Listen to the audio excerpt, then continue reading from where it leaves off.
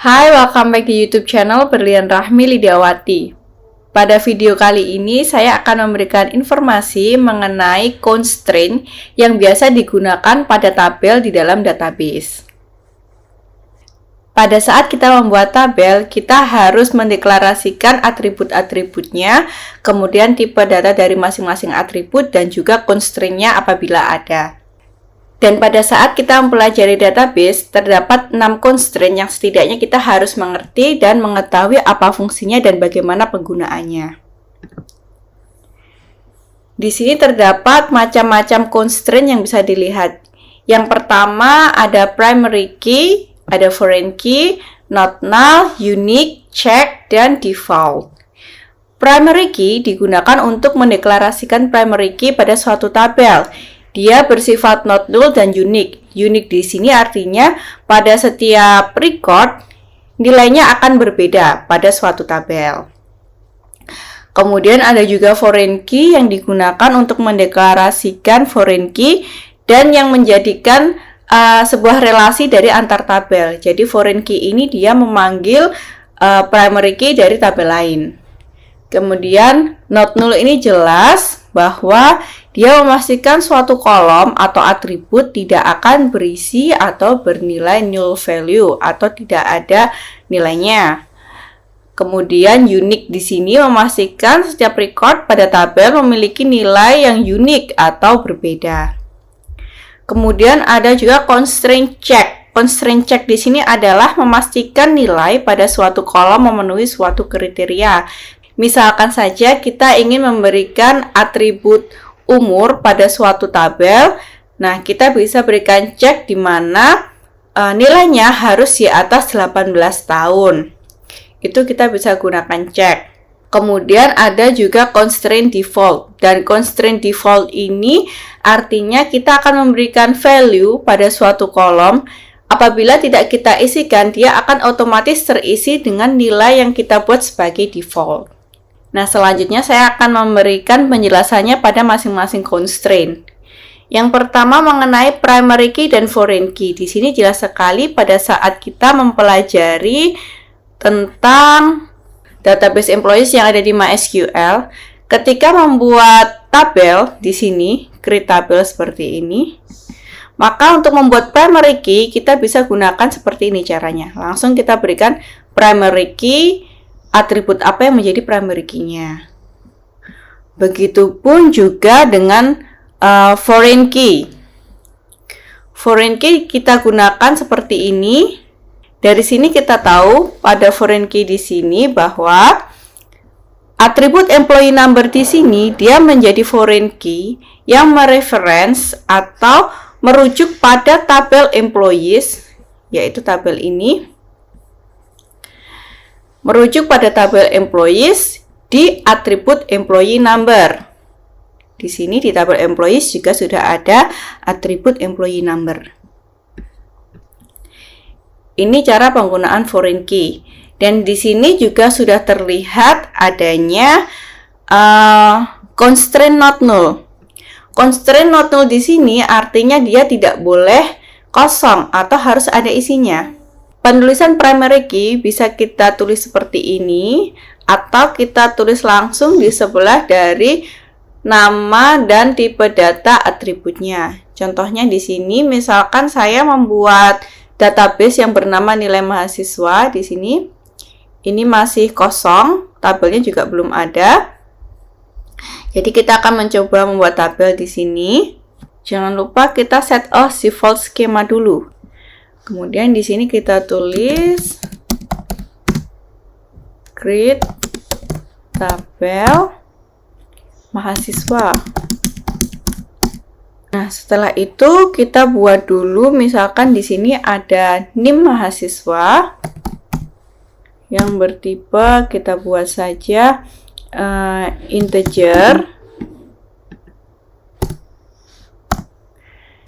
Dan dia sebagai primary key.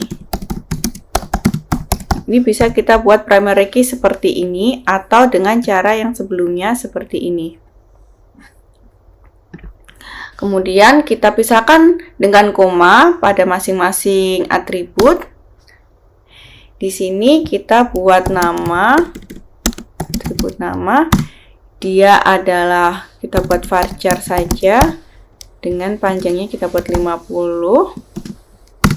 Dan di sini kita buat dia not null. Seperti ini. Kemudian jika sudah kita run, di sini sudah berhasil. Kita komen dulu di sini.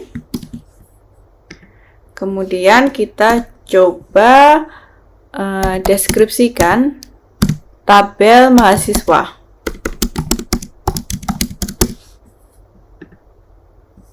Di sini dia sudah terlihat bahwa dia tidak boleh null, sudah kita buat not null.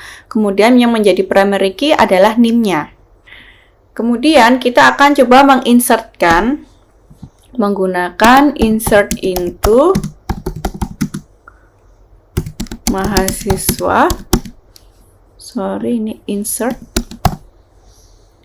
Kita gunakan insert into mahasiswa. Kemudian values-nya adalah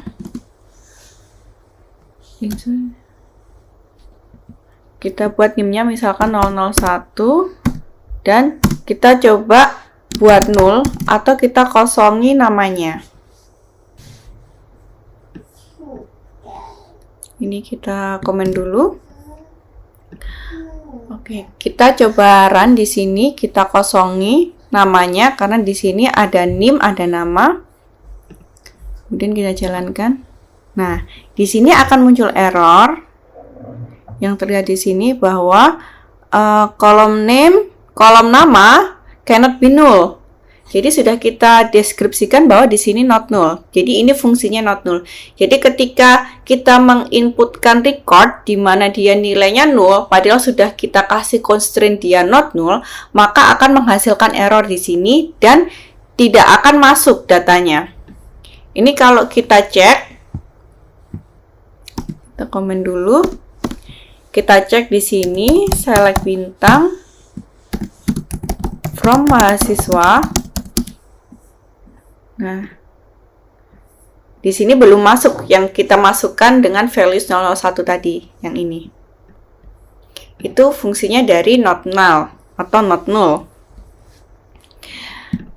Kemudian selanjutnya ada constraint unique. Unique di sini digunakan untuk membedakan setiap record yang ada pada suatu tabel. Jadi contohnya unique adalah email misalkan. Kita buat dulu drop tabel if exist mahasiswa. Kita buat ulang di sini. Kita buat nama, kemudian kita buat email.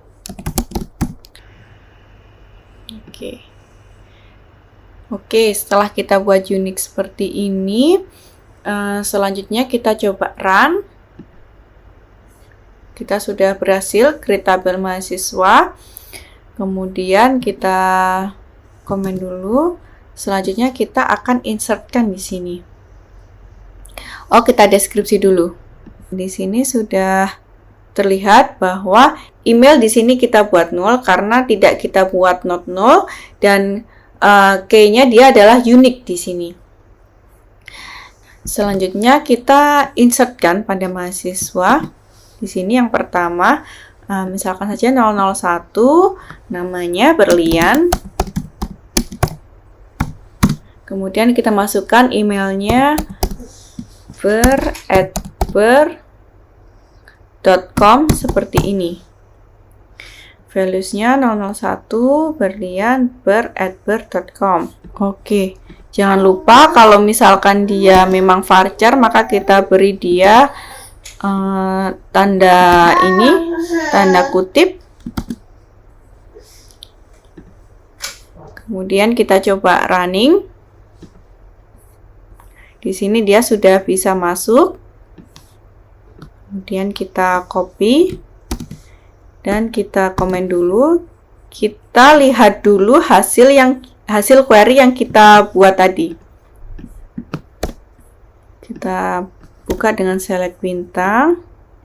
Nah, di sini terlihat bahwa NIM 1 nama Berlian, emailnya ber@ber.com.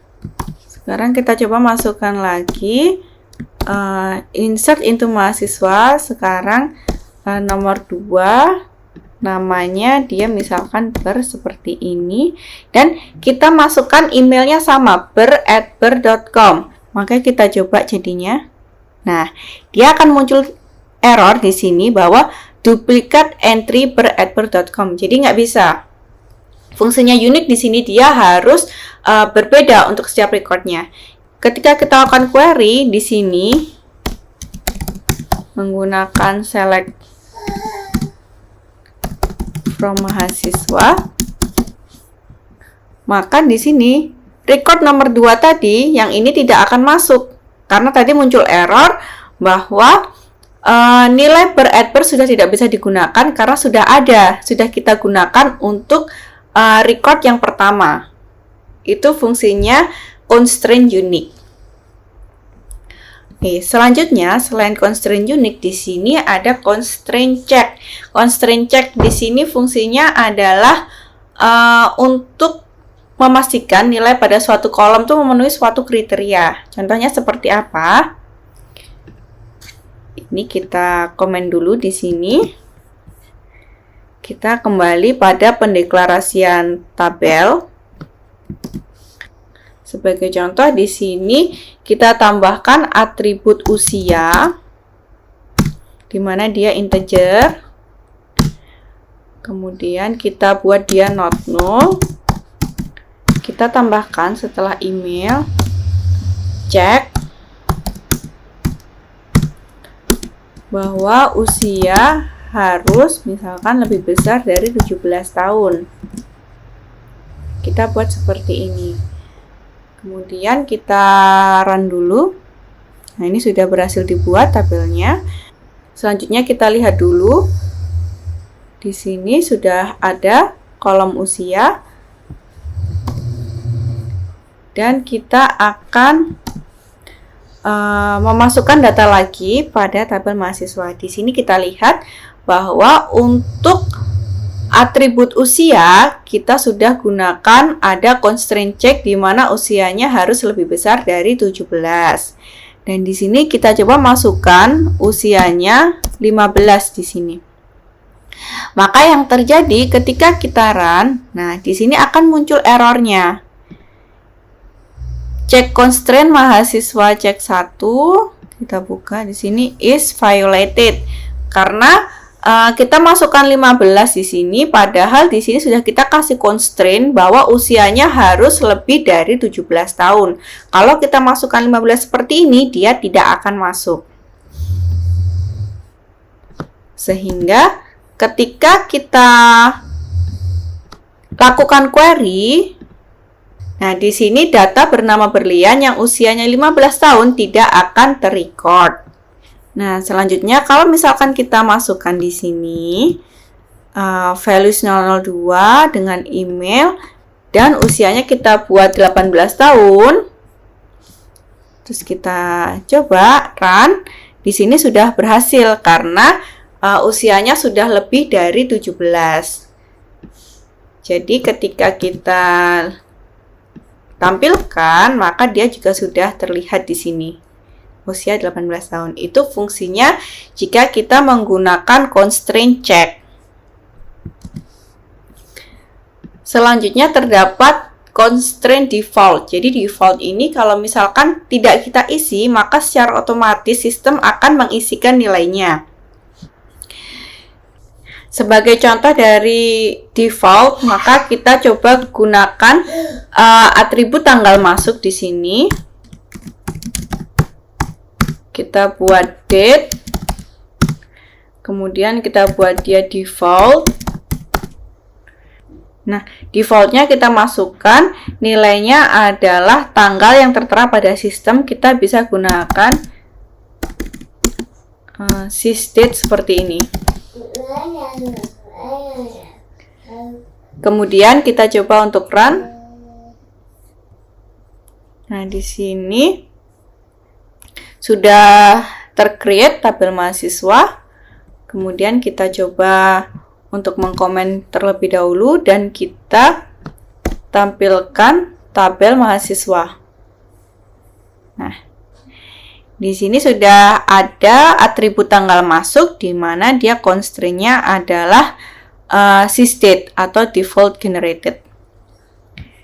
Nah, selanjutnya misalkan kita coba di sini, kita insert into. Oke, di sini ada error. Oh, kita tambahkan value-nya karena kita nggak ingin memasukkan tanggal masuk di sini. Kita buat dia name, kemudian nama, email, dan usia. Jadi kalau misalkan ada yang mau tidak kita isi, kita harus menuliskan atributnya seperti ini. Lalu coba kita run. Nah, insert into-nya sudah masuk. Kemudian kita komen di sini. Kita tampilkan datanya sekarang. Nah, tanggal masuknya otomatis terisi oleh tanggal hari ini, tanggal 20 April 2021. Tanpa kita menginputkan pada insertnya. Dia sudah otomatis terinput karena kita sudah menggunakan constraint default di sini. Nah, di dalam constraint default ini bisa kita isi apapun sesuai dengan tipe data dari atribut yang kita buat. Nah, sekian penjelasan saya mengenai constraint dan bagaimana cara penggunaannya. Semoga bermanfaat. Jangan lupa untuk like video ini dan subscribe di YouTube channel Berlian Rahmi Lidiawati.